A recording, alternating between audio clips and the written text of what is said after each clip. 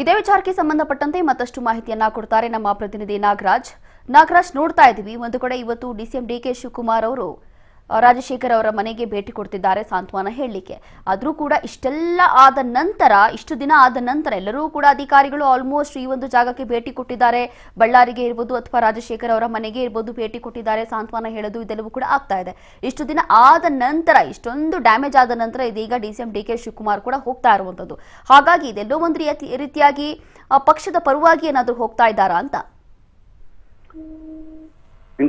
ಖಂಡಿತವಾಗಿಯೂ. ಯಾಕಂತಂದ್ರೆ ಈಗಾಗಲೇ ಏನೊಂದು ಶೂಟೌಟ್ ಪ್ರಕರಣಕ್ಕೆ ಸಂಬಂಧಪಟ್ಟ ಹಾಗೆ ಇವತ್ತು ಏನು ಒಂದು ಕಾಂಗ್ರೆಸ್ನ ಶಾಸಕ ನಾಳ ಭರತ್ ರೆಡ್ಡಿ ಅವರ ಆಪ್ತ ಸತೀಶ್ ರೆಡ್ಡಿ ಅವರ ಗನ್ನನ್ನ ಒಂದು ಬಂದೂಕದಿಂದನೇ ಗುಂಡು ಸಿಡಿದಿತ್ತು ಅಂತಕ್ಕಂಥದ್ದು ಸಾಬೀತಾಗಿ ಆ ಒಂದು ಗನ್ಮನ್ ಗುರುಚರಣ್ ಸಿಂಗ್ ಅವರನ್ನ ಅರೆಸ್ಟ್ ಮಾಡಿ ಅವರನ್ನ ಬೆಂಗಳೂರಿನ ಜನಪ್ರತಿ ನ್ಯಾಯಾಲಯಕ್ಕೆ ಹಾಜರುಪಡಿಸಿ ನ್ಯಾಯಾಂಗ ಬಂಧನಕ್ಕೆ ಕಳಿಸ್ಕೊಳ್ಳಾಯ್ತು.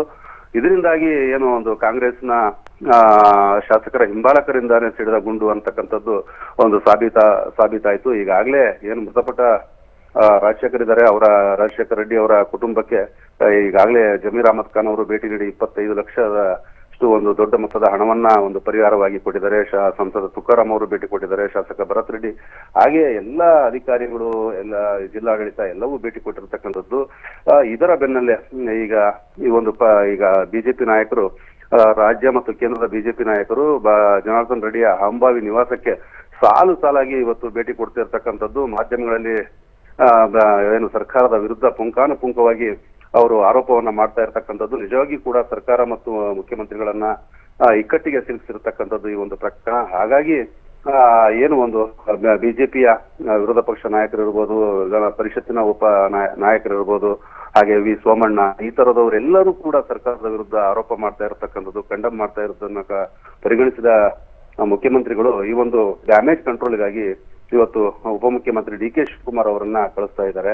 ಡಿ ಕೆ ಶಿವಕುಮಾರ್ ಅವರು 12 ಗಂಟೆಗೆ ಹುಸೇನ್ ನಗರದ ಏನು ಮೃತ ಕಾರ್ಯಕರ್ತನ ಮನೆಗೆ ಅವರು ಭೇಟಿ ಕೊಡ್ತಾರೆ. ಅವರ ಜೊತೆಗೆ ಸಚಿವ ಜಮೀರ್ ಅಹಮದ್ ಖಾನ್, ಹಾಗೆ ಇನ್ನುಳಿದಂತ ಬಳ್ಳಾರಿಯ ಶಾಸಕರು ಮತ್ತೆ ಸಂಸದ ನಾಸೀರ್ ಹುಸೇನ್, ತುಕಾರಾಂ, ಇವರೆಲ್ಲರೂ ಕೂಡ ಏನು ಡಿ ಕೆ ಶಿವಕುಮಾರ್ ಅವರಿಗೆ ಸಾಥ್ ಕೊಡಲಿದ್ದಾರೆ. ಇದಾದ ನಂತರ ನಗರದ ಒಂದು ಖಾಸಗಿ ಹೋಟೆಲ್ ಅಲ್ಲಿ ಕಾರ್ಯಕರ್ತರ ಒಂದು ಸಭೆಯನ್ನು ಕೂಡ ಏರ್ಪಡಿಸಿರ್ತಕ್ಕಂಥದ್ದು. ಯಾಕಂದ್ರೆ ಕಾರ್ಯಕರ್ತರು ಈಗಾಗಲೇ ಈ ಕೇಸು ಪ್ರಕರಣಗಳು ದಾಖಲಾದ ನಂತರ ಬಹಳಷ್ಟು ಮಂದಿ ಎಲ್ಲ ಊರು ಬಿಟ್ಟು ತೆರಳಿರ್ತಕ್ಕಂಥದ್ದು, ಮತ್ತೆ ಕೆಲವರು ಜೈಲಿಗೆ ಹೋಗಿರ್ತಕ್ಕಂಥದ್ದು. ಹಾಗಾಗಿ ಕಾರ್ಯಕರ್ತರಲ್ಲಿ ಒಂದು ನೈತಿಕ ಸ್ಥೈರ್ಯ ತುಂಬಬಾರದು. ಮತ್ತೆ ಈಗಾಗಲೇ ಬಿಜೆಪಿ ನಾಯಕರು ಕೋರ್ ಕಮಿಟಿಯಲ್ಲೂ ಕೂಡ ಬಳ್ಳಾರಿಯಲ್ಲಿ ಒಂದು ದೊಡ್ಡ ಮಟ್ಟದ ಒಂದು ಕಾಂಗ್ರೆಸ್ ವಿರೋಧಿ ಒಂದು ಸಮಾವೇಶವನ್ನು ಮಾಡ್ಲಿಕ್ಕೂ ಕೂಡ ಸಜ್ಜು ಮಾಡಿಕೊಂಡಿರ್ತಕ್ಕಂಥದ್ದರ ಮಾಹಿತಿಯ ಕ್ರಮ ಹಿಡಿದಂತ ಡಿ ಕೆ ಶಿವಕುಮಾರ್ ಅವರು ಇವತ್ತು ಒಂದು ಡ್ಯಾಮೇಜ್ ಕಂಟ್ರೋಲ್ ಇವತ್ತು ಬಳ್ಳಾರಿಗೆ ಆಗಮಿಸಿದ್ದಾರೆ.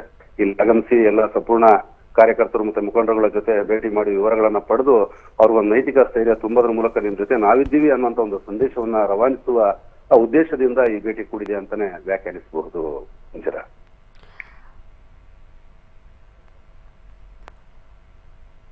ನಾಗರಾಜ್, ಇವಾಗ ಡಿಸಿಎಂ ಡಿಕೆ ಶಿವಕುಮಾರ್ ಅವರು ರಾಜಶೇಖರ್ ಅವ್ರ ಮನೆಗೆ ಏನೋ ಭೇಟಿ ಕೊಡ್ತಿದ್ದಾರೆ. ಹೌದು, ತದನಂತರ ಇಲ್ಲಿ ಬಳ್ಳಾರಿಯಲ್ಲಿ ಎಲ್ಲಿ ಫೈರಿಂಗ್ ಆಗಿತ್ತು, ಆ ಒಂದು ಗಲಾಟೆ ಏನಾಗಿತ್ತು, ಆ ಒಂದು ಸ್ಥಳಕ್ಕೂ ಕೂಡ ಡಿಕೆ ಶಿವಕುಮಾರ್ ಅವರು ಭೇಟಿ ಕೊಡ್ತಾರಾ ಅಥವಾ ಅಲ್ಲೇನಾಯ್ತು ಅಂತ ಹೇಳಿ ಸ್ಥಳ ಪರಿಶೀಲನೆ ಏನಾದ್ರು ಮಾಡ್ತಾರಾ ಅಂತ?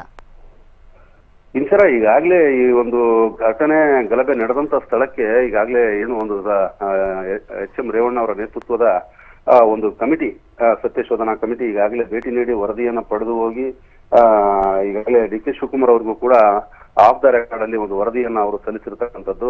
ಆ ಹಿನ್ನೆಲೆಯಲ್ಲಿ ಈಗ ಅಲ್ಲಿ ಆ ಒಂದು ಜಾಗಕ್ಕೆ ಇವರು ಭೇಟಿ ನೀಡತಕ್ಕಂಥ ಸಾಧ್ಯತೆಗಳು ತೀರಾ ಕಡಿಮೆ. ಅದನ್ನ ಅವರ ಒಂದು ಟಿಪಿಯಲ್ಲೂ ಕೂಡ ಎಲ್ಲಿ ಅದನ್ನ ಮೆನ್ಷನ್ ಮಾಡಿಲ್ಲ. ಬಟ್ ಏನಂತಂದ್ರೆ ಈ ಕಾಂಗ್ರೆಸ್ ಕಾರ್ಯಕರ್ತರನ್ನ ಸಂತೈಸಲಿಕ್ಕಾಗಿನೇ ಕಾಂಗ್ರೆಸ್ ನಿಮ್ಮ ಜೊತೆ ನಾವಿದ್ದೀವಿ, ಶಾಸಕರ ಜೊತೆ ನಾವಿದ್ದೀವಿ ಅನ್ನೋಂತ ಒಂದು ಸಂದೇಶವನ್ನ ರವಾನೆ ಮಾಡುವ ಉದ್ದೇಶದಿಂದನೇ trouble shooter D K Shivakumar ಅವರನ್ನ ಮುಖ್ಯಮಂತ್ರಿ ಸಿದ್ದರಾಮಯ್ಯ ಅವರು ಕಳಿಸ್ಕೊಡ್ತಾ ಇದ್ದಾರೆ. ಹಾಗಾಗಿ ಬಳ್ಳಾರಿಯ ಭೇಟಿ ಬಹಳ ಒಂದು ಮಹತ್ವವನ್ನು ಪಡೆದುಕೊಳ್ಳುತ್ತೆ. ಯಾಕಂತಂದ್ರೆ ಇಲ್ಲಿಯವರೆಗೂ ಕೂಡ ಯಾವುದೇ ಕಾಂಗ್ರೆಸ್ನ ದೊಡ್ಡ ನಾಯಕರು ಆಗಮಿಸಿ ತಮ್ಮ ಶಾಸಕರ ಪರವಾಗಿ ಯಾವುದೇ ರೀತಿಯ ಒಂದು ಅವರ ಮಾಡಿದಂತ ಈ ಒಂದು ಏನು ಕೆಲಸ ಇದೆ, ವಾಲ್ಮೀಕಿ ಪುತ್ಥಳಿನ ಕುಡಿಸ್ಲಿಕ್ಕೆ ಹೊರಟಿರ್ಬೋದು ಅಥವಾ ಗಲಾಟೆ ಆದ ಬಗ್ಗೆ ಯಾರು ಕೂಡ ಸಮರ್ಥನೆ ಮಾಡ್ಕೊಂಡಿಲ್ಲ. ಆ ಬೆನ್ನಲ್ಲಿ ಪಕ್ಷಕ್ಕೆ ಬಹಳ ದೊಡ್ಡ ಒಂದು ಹಿನ್ನಡೆ ಆಗಿರ್ತಕ್ಕಂಥದ್ದು ಏನೋ ಒಂದು ಇಂಟೆಲಿಜೆನ್ಸಿ ಮಾಹಿತಿಯಿಂದ ಅರ್ಥಂತ ಮುಖ್ಯಮಂತ್ರಿಗಳು ಈ ಒಂದು ಕ್ರಮಕ್ಕೆ ಮುಂದಾಗಿದ್ದಾರೆ ಅಂತಾನೆ ಹೇಳ್ಬೋದು Inchara. Yes, thank you Nagaraj ನಿಮ್ಮೆಲ್ಲ ಮಾಹಿತಿಗಾಗಿ.